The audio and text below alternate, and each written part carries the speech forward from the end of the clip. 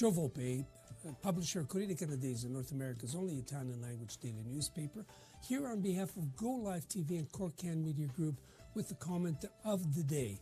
And it's about SNC-Lavalin and the Prime Minister's office. It's filled every newscast, every radio announcement, every newspaper. We have our own take on it, and here's what it is. Pulling the rug out from under ethics and honesty. The SNC-Lavalin may yet prove the downfall of Justin Trudeau, unless it takes down his advisors, Gerald Butts and Katie Telford, first.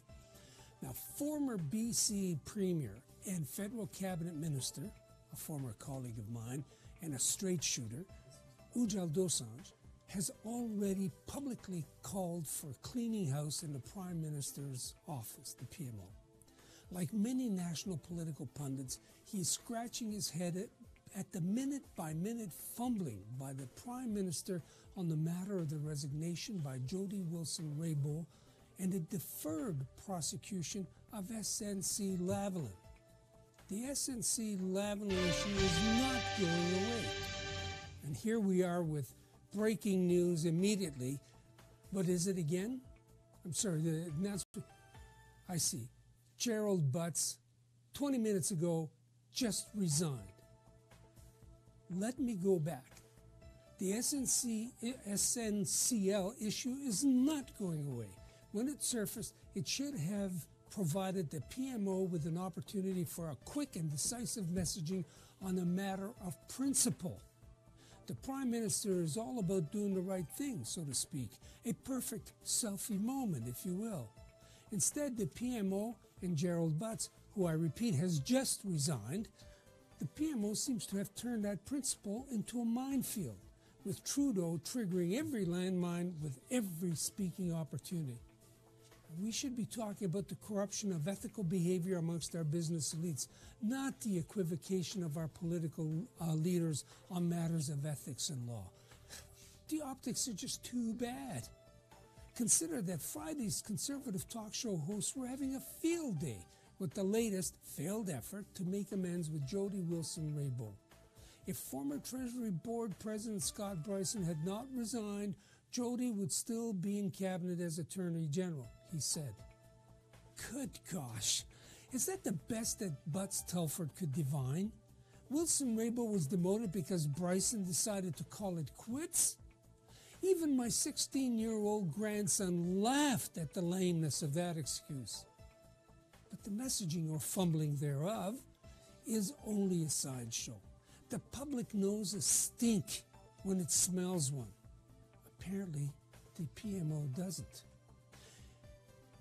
SNC-Lavalin, whose last reported annual revenues were $9.577 billion, there you see it right there, is an international corporation which just happens to be headquartered in Canada. It employs 52,440 people, according to its own website, worldwide. Only 8,762 of them throughout Canada, and roughly 3,400 of them in Quebec. That's 6.5% of all of its employees. That's probably the problem.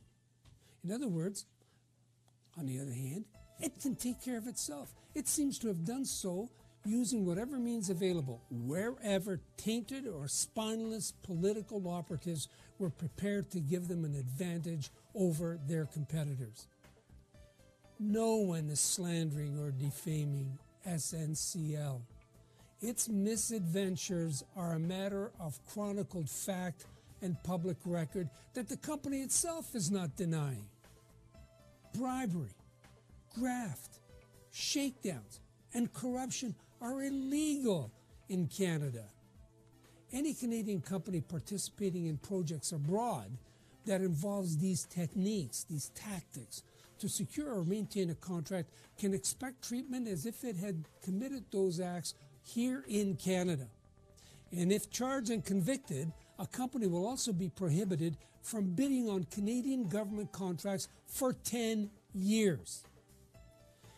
In 2013, the World Bank debarred SNC-Lavalin from any World Bank-funded projects for 10 years because of its bribery and corruption of Bangladeshi officials to secure infrastructure programs.